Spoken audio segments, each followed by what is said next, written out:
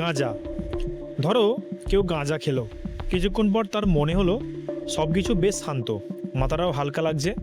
এখানেই মানুষ সবচেয়ে বেশি ভুল করে, কারণ নেশাটা শুধু আনন্দ দেয় না, মস্তিষ্কের সময় স্মৃতি আর মনোযোগের হিসাবেও বলে দিতে পারে। তাই একটু আগে কি করেছিলে, কেন করেছিলে সেটাও ভুলে যেতে পারো।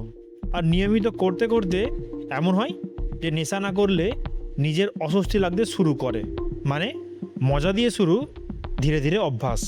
মদ মদ খাওয়ার পর প্রথমে কি হয়, লজ্জা কমে যায়, বেশি কথা বলতে ইচ্ছা করে, মনে হয় আজ একটু নিজের মধ্যেই থাকি।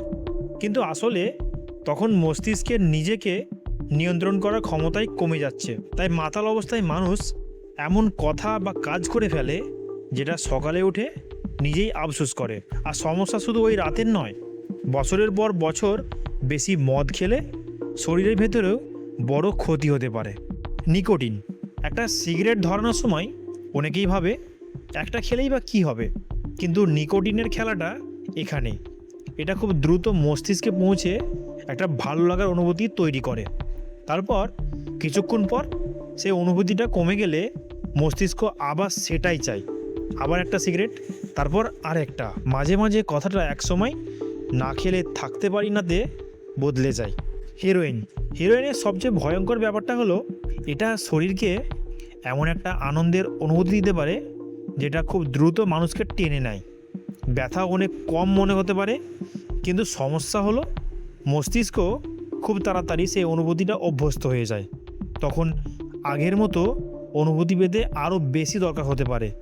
আর মাত্রা একটু বেশি হয়ে গেলেই শ্বাস ধীরে ধীরে বন্ধ হয়ে যেতে পারে। একটা নেশা, আর তার দাম হতে পারে আপনার জীবন। মেথ খেলে কারো মনে হতে পারে আজ আমার এনার্জি শেষই হবে না, ঘুম নেই, ক্লান্তি নেই, কথা বলার যেন শেষ নেই। শুনতে শক্তির মতো লাগে, কিন্তু আসলে শরীরকে তার সীমার বাইরে ঠেলে দেওয়া হচ্ছে। কিছুক্ষণ পর সেই উত্তেজনার উল্টো দিকটাও আসে, অস্থিরতা, সন্দেহ, মানসিক সমস্যা। আর মেথের সবচেয়ে বড় বিপদ, শরীর বুঝে ওঠার আগেই মস্তিষ্ক ওর ওপর নির্ভর করতে শুরু করতে পারে।